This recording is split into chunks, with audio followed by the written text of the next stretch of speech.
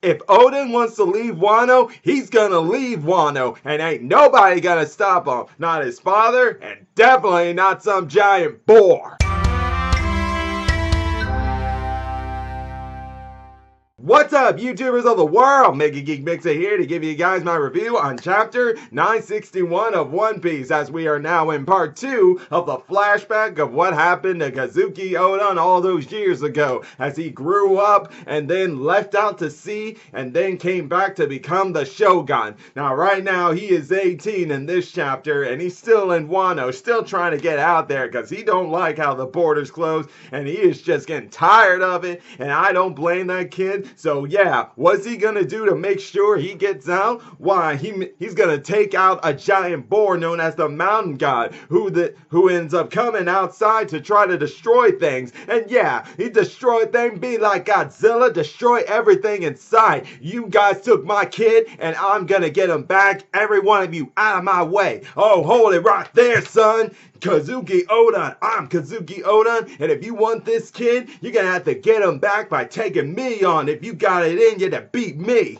And yeah, if you think you can beat me, you're proud to walk all over here. Now let's go. Whoosh! Whoosh! Whew. Are you serious now? You see, that's what happens when you mess with Kazuki Oden. He gonna slice you guys up, just like he sliced up that boar and ended up saving lots of lives in that matter. Although before doing that, what an awesome scene it was. Kinemon here, he had a big role in taking on the bravery of that boar to try to save the one person who ever truly acknowledged him and cared about him. That's his wife, or in this case, future wife, Tsuru, because all this kind of Kinemon, nobody cares about him, nobody thinks he exists, and he just wants just somebody would care about him. He has it in Tsuru, and boy, does that friendship blossom so well. I mean, it's a beautiful friendship right there. It actually reminds me so much about a good friendship from a friend of mine in Ukraine. And yeah, she's really awesome, and I'm really happy to have a friend like her. And I'm just gonna be like Kinemon, and I just said that to Kinemon. You're really lucky to have a friend like her. Fight for her, man. Fight for her. Don't let some big boar get away with trying to eat your friend alive.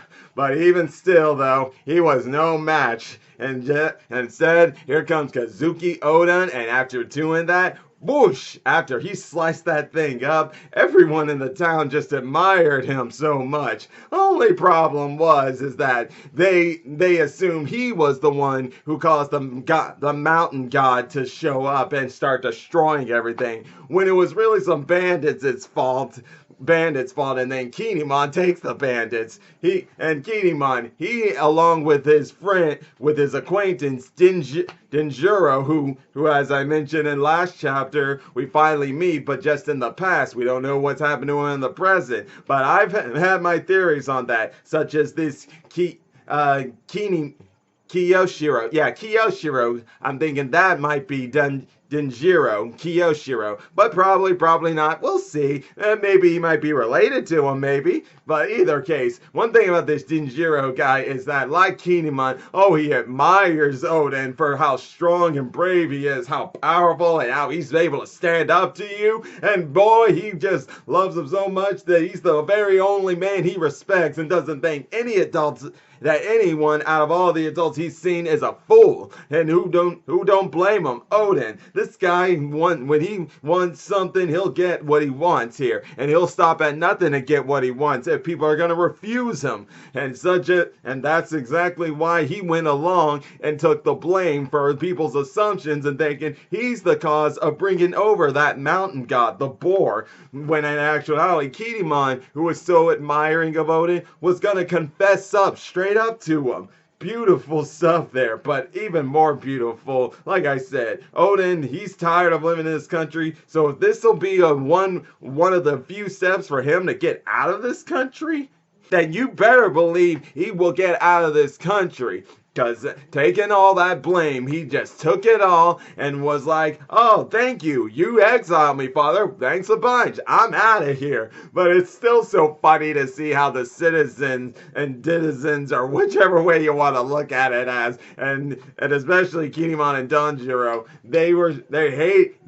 especially now everybody who blames him still admire him, but they're like they can't. If they admire him, they'll be exiled and stuff. But at the same time, they're like, but I really love this guy. This guy is so admirable, so brave, so bold. Oh, what am I gonna do? The very confliction in these people is hilarious, guys. Hilarious.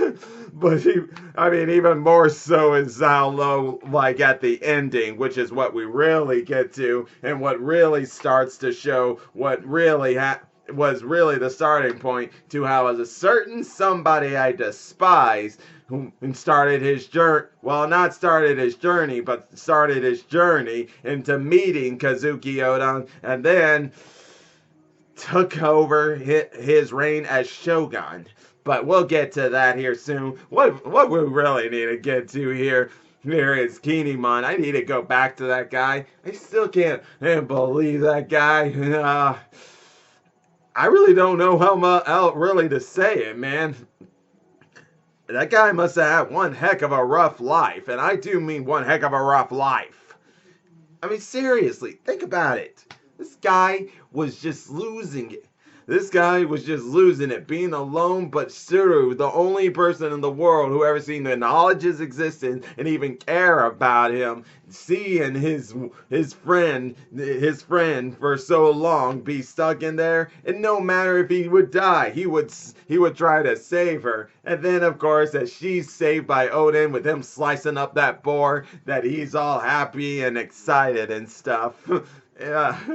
But, man, there's no other way to put it other than that. I really don't know what more to say for that guy, because it was a really powerful moment. Now, don't get me wrong, guys. I've always loved Kinemon, and yeah, I like his style of being able to cut through fire and stuff. A very good challenge for Zoro and stuff, but it don't look like that might happen. And yet still, I can't wait to really start to see what's gonna happen when we see Kinemon go into battle against someone from the Beast Pirates or one of the Shogun's guards, yeah, because I really want to see the full extent of his fighting style.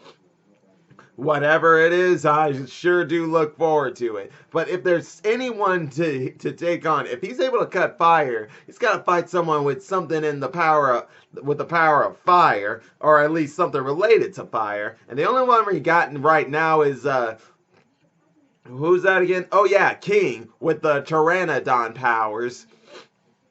With the ancient devil fruit of the Pteranodon. Yeah, that's the only thing we got right now. And yeah, but I still can't help but think that this King guy might be safe for someone else. But at the same time, maybe he's the perfect person for Kinemon to face. And who knows? With the way how strong these beast pirates all seem, I'm thinking maybe Kinemon's gonna need some help. Cause like I said in my review on One Piece Stampede and how the movie went, that's how exactly I see what is gonna happen in Wano. Because let's face it, the current era of piracy pales in comparison to Roger's time and the Rock's pirates' times. It sounds like pirates were even more deadlier then and more crazier then. But something tells me things might heat up soon because there's still the fact that Blackbeard's out there. He's already got the strongest Paramecia type, Logia type, and now I can already see him wanting to get the strongest Zone type. Because let's face it, there's 3 different categories in Devil Fruits. Paramecia, Zone, and Logia. It makes sense there. I guess we'll know sometime in the future on that. But now back on topic of the chapter itself. Sorry, I went off topic there. But I just have a lot of theories in my head about some of these things that I just want to discuss them. I think I'll start making more videos of One Piece where I can do these discussion videos. Because, let's face it, that's one of the best things about One Piece, making those discussions. But back up on track, after being exiled from the Flower Capital, which, as I said, Oden was happy to oblige, he goes and meets Yasui. If you guys remember that guy, he's that guy who was publicly executed, and then after which, and is actually the father of Toko, the little girl that Hiyori is good friends with and cares for very much. Yeah, that guy, we get to see him in the past, and yeah, he looks pretty much like the guy who's like many other and just doesn't have that much of a liking to Oden, and yet somehow they're eventually gonna work things out. They already seem to have something of a camaraderie thing, considering how he's letting them stay at his place. But this is where we are introduced to an errand boy, and that errand boy is none other than the despicable Orochi. Yeah, Orochi. Oden, when he first meet him, he's like, who is this little runt? Who is this little annoying pest or error boy or whatever you want to say whatever it is he said. All I just know is that just looking at that kid, he was all miserable and stuff. Now you look at him in the present, you're just like, whoa, what is... It really actually makes sense why he's like that. Who knows what this kid was like? He looks like he was poor, had nothing and everything, and then here comes the Beast Spires. He sees an opportunity, takes it, and now he's living the luxury life while everybody gets to feel miserable like he used to feel. In other words, what he felt, he's now making other people feel, just so he can laugh at their faces. In other words, no doubt people laughed at his faces. Now he wants to get revenge, and this is how he's gonna do it.